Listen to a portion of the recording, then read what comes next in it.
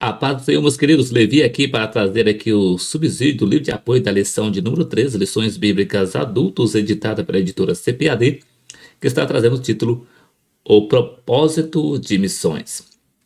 Nós estamos estudando o quarto trimestre de 2023 e nesse trimestre está trazendo o tema Até os Confins da Terra, pregando o Evangelho a todos os povos até a volta de Cristo.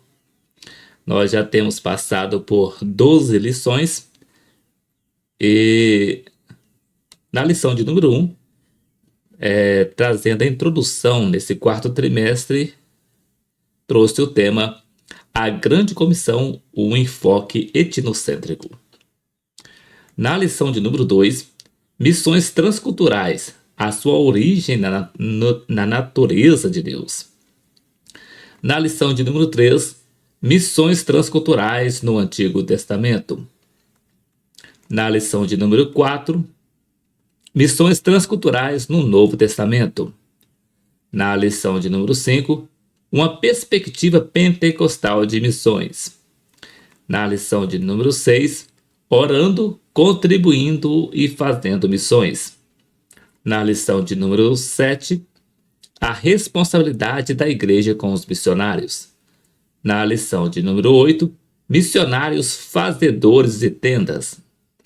Na lição de número 9, a igreja e o sustento missionário. Na lição de número 10, o desafio da janela 10x40. Na lição de número 11, missões e a igreja perseguida.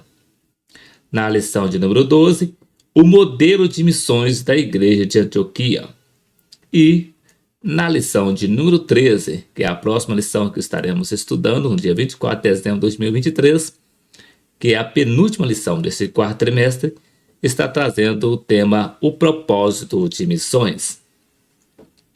O textuário nos diz: porque se anuncio o evangelho, não tenho de que me gloriar, pois me é imposta essa obrigação, e ai de mim se não anunciar o evangelho. 1 Coríntios capítulo 9, versículo 16. Verdade prática: pregar o evangelho a toda criatura não é uma opção, mas uma imposição divina.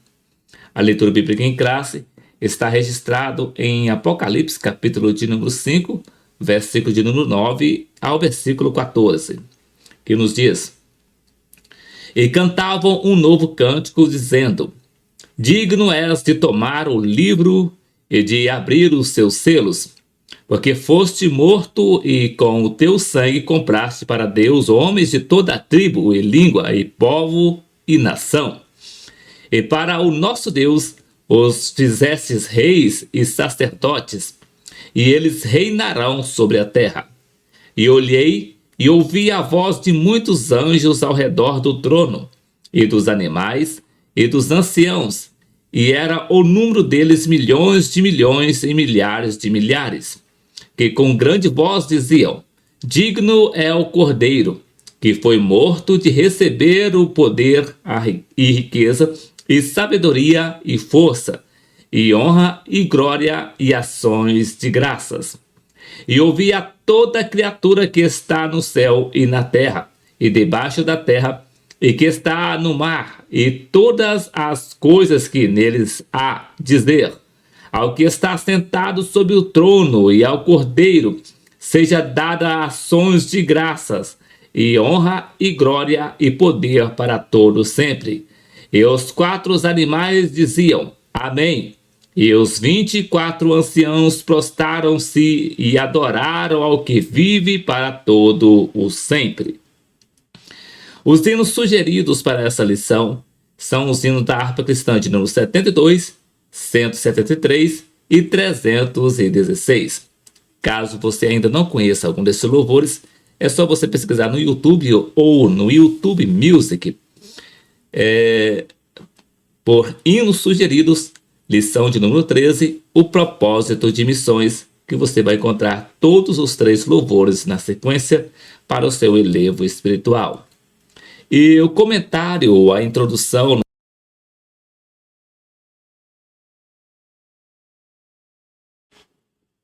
O propósito da Igreja de Cristo nesse mundo é o de proclamar a mensagem de salvação até Jesus voltar. Claramente, a palavra de Deus nos mostra que a missão da igreja envolve um propósito global, ou seja, a missão de pregar o evangelho a cada criatura. Não importa a língua, a cultura ou o contexto econômico, cada pessoa deste mundo deve conhecer a respeito de Jesus e de sua mensagem de salvação. Esse é o assunto que estudaremos nesta lição. Palavra-chave: propósito. Primeiro tópico traz o título O alvo da obra missionária. Primeiro subtópico: o fundamento da realidade salvífica. No segundo subtópico: um propósito global. No segundo tópico traz o título Pregar o Evangelho, a responsabilidade de todo cristão. Primeiro subtópico: qual é a nossa disposição? No segundo subtópico: pois me é imposta essa obrigação. E vindo para o livro de apoio, no capítulo de número 13, que está trazendo o título O propósito de missões nos dias. Introdução. A Igreja de Cristo, em virtude da sua natureza e vocação, é a agência evangelizadora e missionária por excelência. Desde a sua fundação do dia de Pentecoste, ela é conhecida até hoje e, antes de tudo, pelo seu amor às almas perdidas. A Igreja do Senhor tem uma missão social e educativa para cumprir neste mundo. Só que a sua missão principal sempre será a evangelização. Sabemos, então, que a ação missionária tem como objetivo fazer discípulos, sendo que a principal ferramenta para este mister é o Evangelho. A Igreja de Cristo tem um nobre propósito a desempenhar neste mundo: proclamar a mensagem de salvação até que Jesus Cristo volte. Essa é a sublime missão da Igreja. O propósito fundamental da Igreja é cumprir cabalmente a ordenança de Cristo, a saber, a grande comissão, mencionada em Mateus capítulo 28, versículo 19 e 20 e Marcos capítulo 16, versículo 15. A Igreja não pode ignorar as exigências da grande comissão, que consiste em levar a mensagem do Evangelho a todas as pessoas, em todo tempo e em todo lugar. Mateus capítulo 24, versículo 14. A evangelização do mundo é o dever maior da Igreja e o seu cumprimento é o dever de todos. CEBIM, Centro Brasileiro de Formações Missionária, Avanço Missionário. Nos tempos em que vivemos, a Igreja de Cristo, direta ou indiretamente, é pressionada a renunciar à sua missão primária. Entretanto, a vontade de Deus é que mantenhamos firmes a missão de proclamar a Cristo, principalmente em lugares em que ele não foi anunciado. Matthew Henry, no seu comentário bíblico do Novo Testamento, Mateus a João, diz: mesmo em tempo de tentação, dificuldades ou perseguição, o evangelho do reino será pregado e propagado. Irá abrir o seu caminho em meio à maior oposição. Embora os inimigos da igreja se acalorem e o amor de muitos dos seus amigos esfrie, ainda assim o evangelho será pregado. O mesmo então, quando muitos caírem pela espada e pelo fogo, e muitos agirem malvadamente e foram corrompidos por adulações, aqueles que realmente conhecem ao Deus serão fortalecidos para realizar as maiores proezas, instruindo a muitos. Diferença entre evangelização e missões. A ação missionária tem como objetivo fazer discípulos, sendo que a principal ferramenta para esse mister é o Evangelho.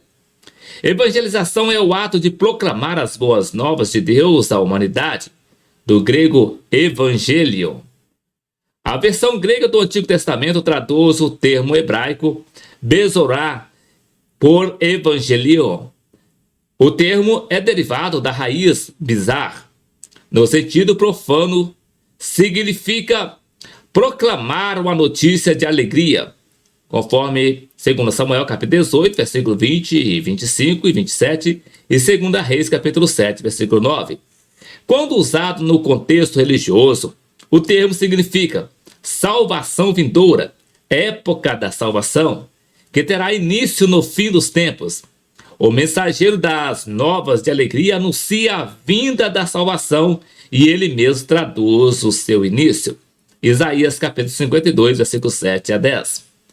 Quão suaves são sobre os montes os pés do que anuncia as boas novas, que faz ouvir a paz, que anuncia o bem, que faz ouvir a salvação, que diz a Sião: o teu Deus reina, eis a voz dos teus atalaias. Eles alçam a voz, juntamente exultam, porque olho a olho verão, quando o Senhor voltar a Sião. Clamai cantando, exultai juntamente, desertos de Jerusalém, porque o Senhor consolou o seu povo, remiu a Jerusalém. O Senhor desnudou o seu santo braço perante os olhos de todas as nações, e todos os confins da terra verão a salvação do nosso Deus. Na obra Manual de Missões, produzida pela editora CPAD, o pastor Oséias Macedo de Paula, para facilitar o seu estudo, segundo ele, apresenta uma diferença básica entre evangelização e missões da seguinte forma: a evangelização é a pregação do evangelho dentro da cultura ou região onde vive o obreiro, ao passo que missões é a proclamação do evangelho na cultura ou país, grupo étnico, estranho ao obreiro cristão. O autor faz questão de salientar que, para Cristo, a missão da igreja é evangelizar tanto os nacionais quanto os estrangeiros, o que pode se chamar de evangelização de missões nacionais e as missões como missões transculturais. Tito capítulo 2, versículo 1 e 2 Pedro capítulo 3, versículo 9. Diante desta afirmativa, o autor define missões como sendo o envio de pessoas capacitadas por Deus e pela igreja a lugares que se acham fora do alcance da igreja local, com o objetivo de evangelizar e discipular, estabelecendo e formando igrejas que possam testemunhar nas suas comunidades, em outras culturas ou nações e até os confins da terra para a glória do Senhor. Atos capítulo 1, versículo 8. Os confins da terra são os lugares mais longínquos em relação a Jerusalém, onde se originou o Evangelho. As demais nações ao redor do mundo são os confins da terra. Justo Gonçalves, na obra A História do Movimento Missionário, diz: a missão é a atividade de Deus no mundo. Deus, e não outro, é o maior protagonista das atividades missionárias. Ele age no mundo pela sua graça, a fim de reconciliar o mundo consigo mesmo. 2 Coríntios capítulo 5, versículo 19.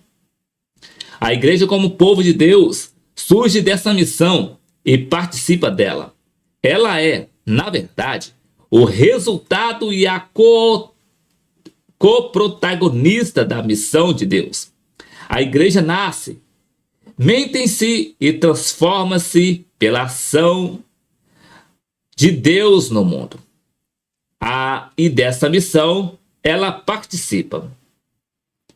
Primeiro tópico: o alvo da obra missionária. Primeiro subtópico: o fundamento da realidade salvífica.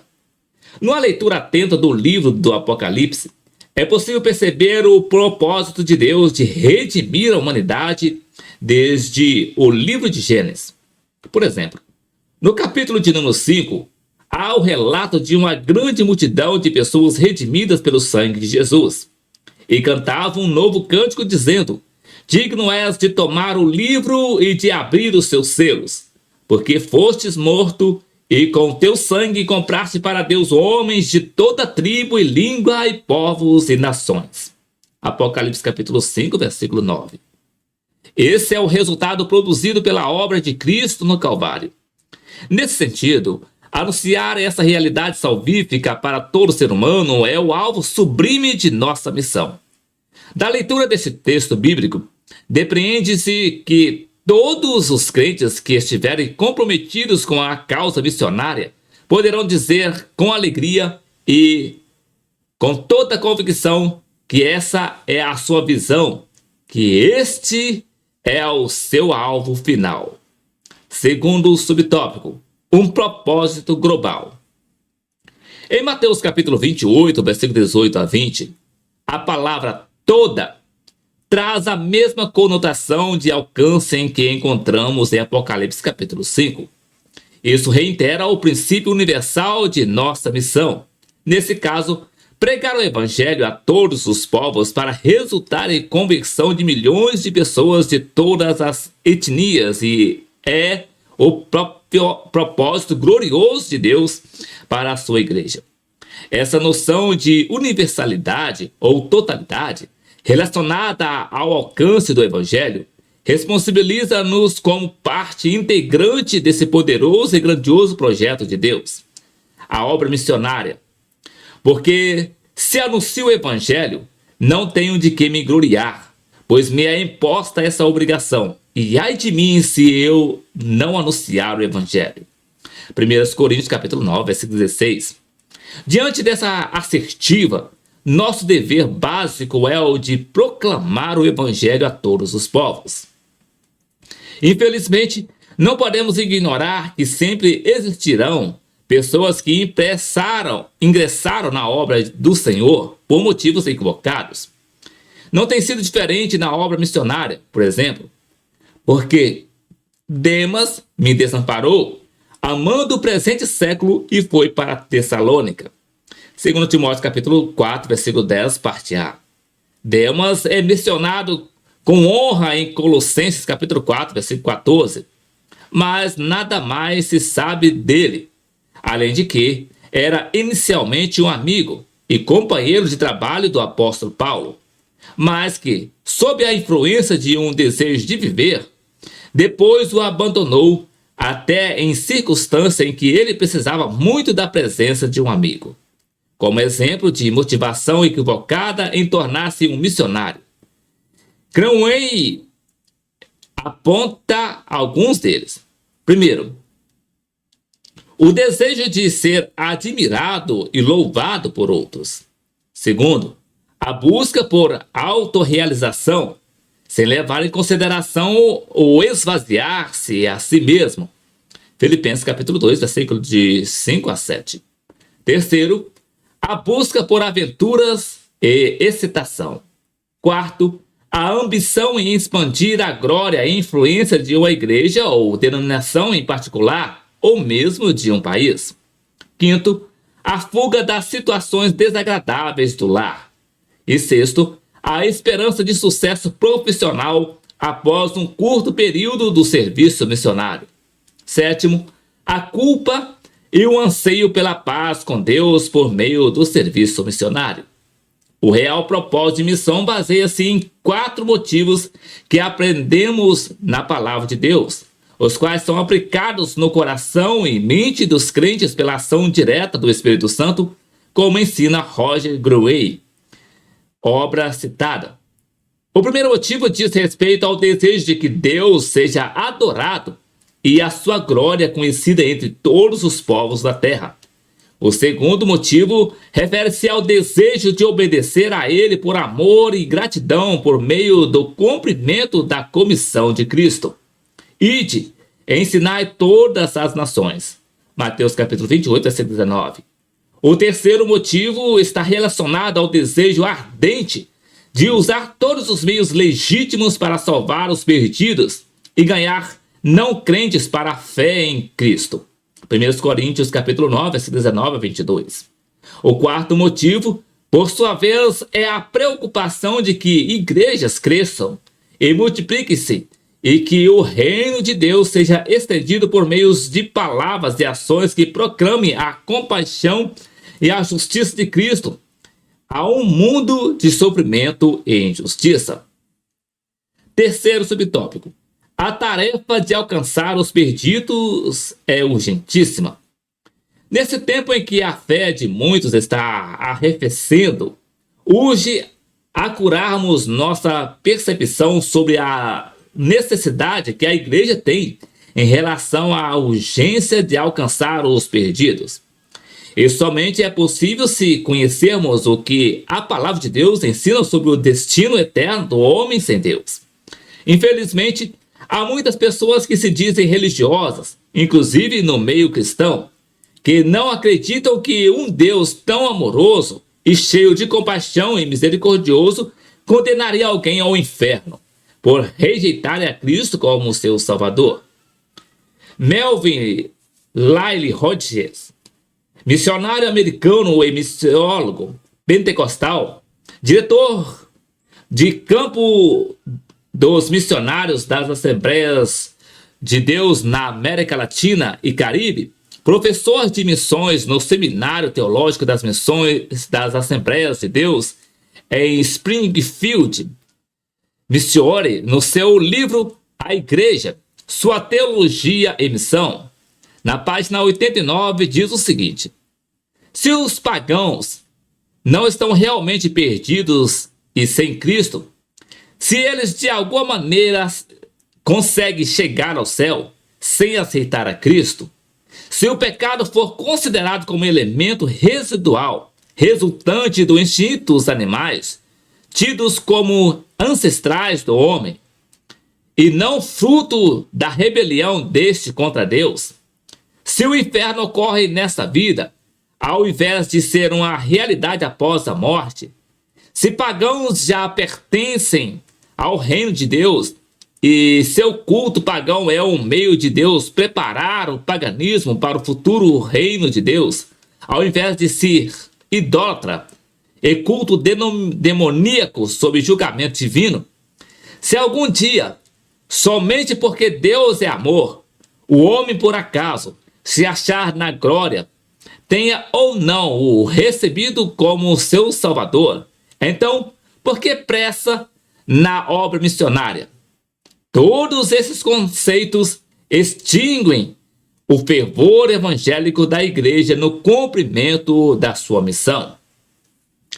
Segundo tópico, pregar o evangelho, a responsabilidade de todo cristão.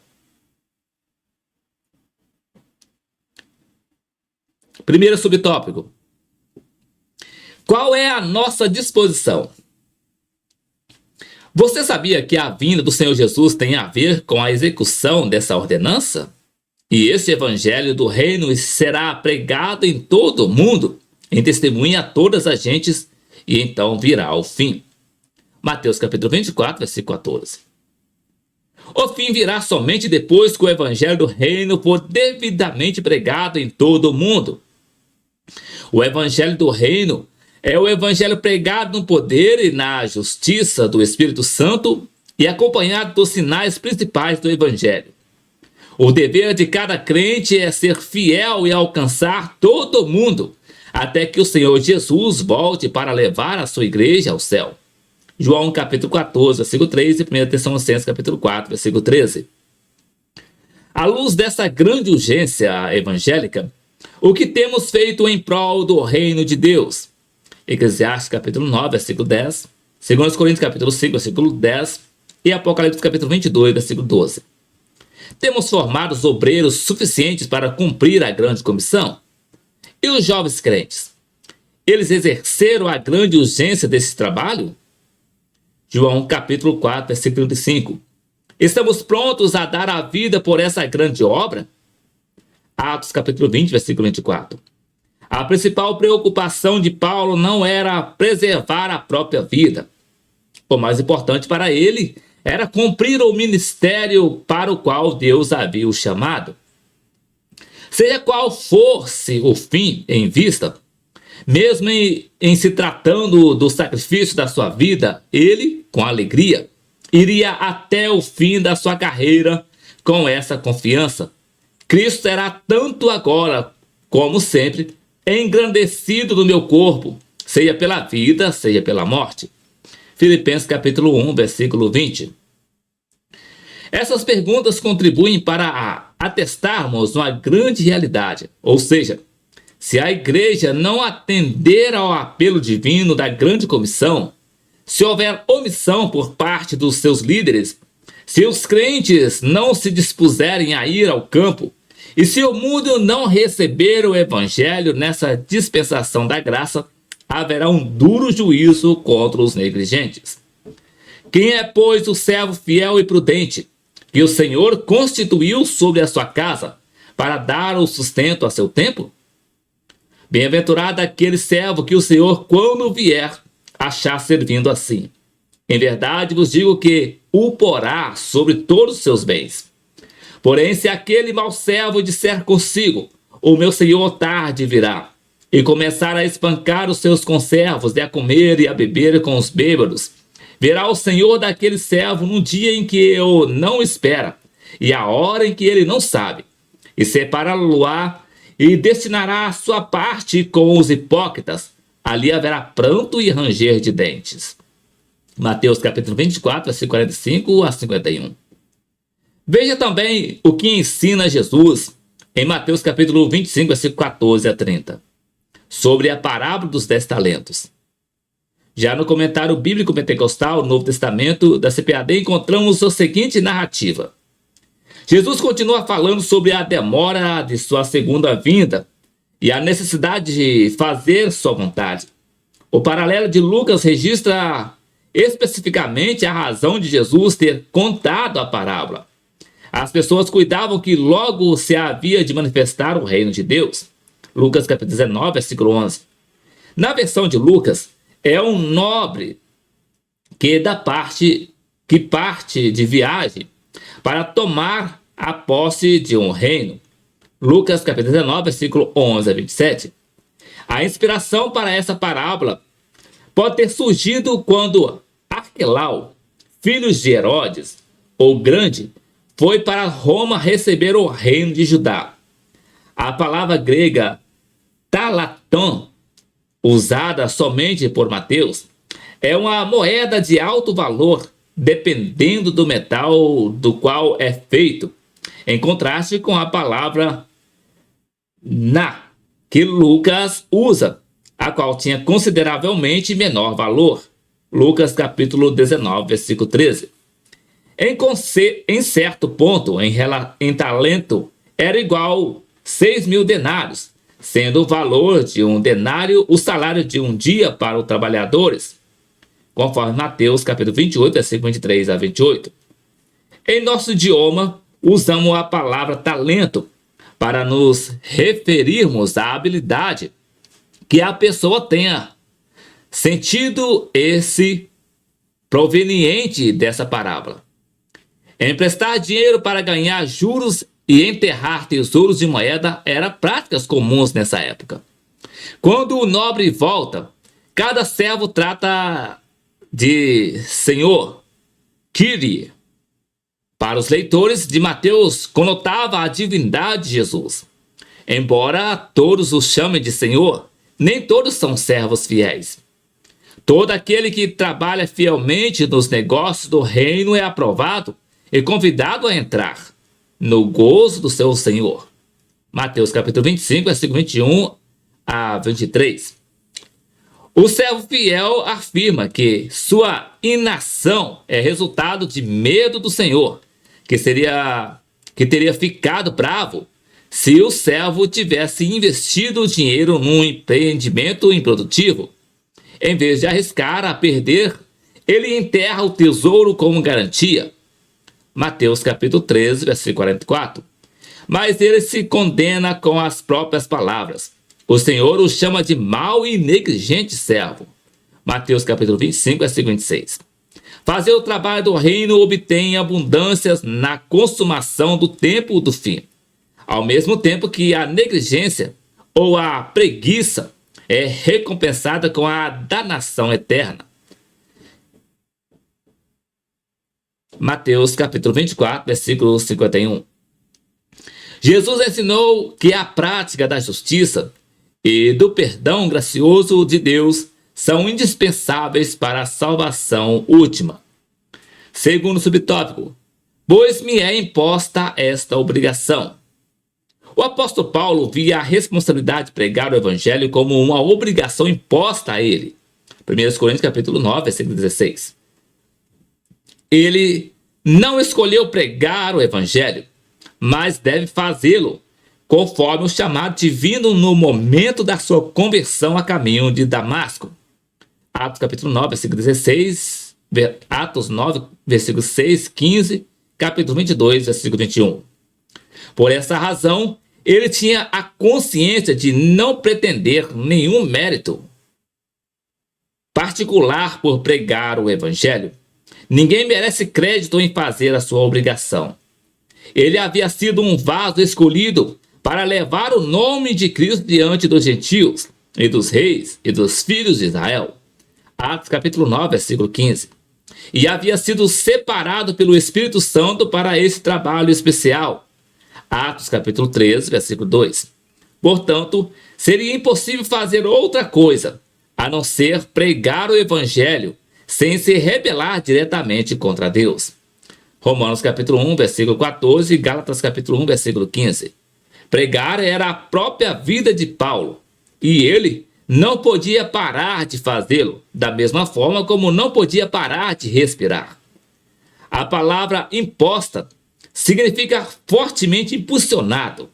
Assim, pregar era uma função que ele foi forçado a executar. Comentário bíblico Bacon. Romanos e 1 e 2 Coríntios, volume 8. A expressão ai de mim, se não pregar o evangelho, tem dois sentidos claros. Primeiro, a obrigação. Segundo, punição. O apóstolo estava consciente de que pregar o evangelho é uma obrigação que incide privilégios, pois é a partir do que Cristo fez por nós. Nesse sentido, é um ato de obediência a Deus. Essa obrigação também pesa sobre todas as pessoas que tiveram experiência do poder do evangelho na vida. Todos nós sabemos que nem todos os crentes foram chamados para o ministério, como foi o apóstolo Paulo. Entretanto, nenhum de nós está isento do dever de tornar conhecida a graça salvadora oferecida por Deus a todas as pessoas. Ai de mim se não pregar o evangelho. A palavra aqui traduzida por ai é a palavra grega ouai, que expressa dor ou lamento quando usada como uma exclamação. A forma substantiva significa calamidade. O que Paulo queria dizer aqui, muito provavelmente era, primeiro, uma tristeza íntima, sentida por alguém infiel ante grande graça e comissão, no sentimento de autorreprovação. Segundo, além disso, ele quis dar a entender que o Senhor também desaprova essa atitude, resultando em grande tristeza para o apóstolo. Terceiro, mas não há que duvidar que ele também indica que lhe sobreviria algum severo julgamento se ele tivesse desobedecido a essa comissão. Essa desobediência provavelmente teria incluído a recusa de vir a Cristo, em primeiro lugar, prosseguindo ele na sua carreira de assolar e destruir ou destruidor da igreja de Cristo. E se porventura ele tivesse recusado a vir a Cristo e a aceitar a sua comissão para o serviço cristão, receberia severo julgamento, conforme em 2 Coríntios capítulo 5, versículo 10. Comentário do Novo Testamento interpretado versículo por versículo. Volume 4. Ora, pregar o evangelho não é uma opção para o cristão, mas uma imposição divina. Conclusão. Há um propósito divino quanto a proclamar a mensagem de salvação ao pecador.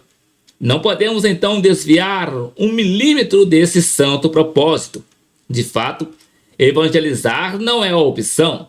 Pelo contrário, é uma imposição divina como resultado do que o Senhor Jesus fez em nossas vidas, por intermédio do Espírito Santo. O propósito de Deus é, portanto, anunciar o evangelho a todo, ou o evangelho todo, para todo pecador, por toda a igreja, em todo o mundo. Esse é o mais nobre e sublime propósito da Igreja de Cristo. Voltando para a lição, a conclusão nos diz assim: há um propósito divino quanto à proclamação ou a proclamar a mensagem de salvação ao pecador. Não podemos, então, desviar 1 milímetro desse santo propósito. De fato, evangelizar não é uma opção. Pelo contrário, é uma imposição divina como resultado que o Senhor Jesus fez em nossas vidas por intermédio do Espírito Santo.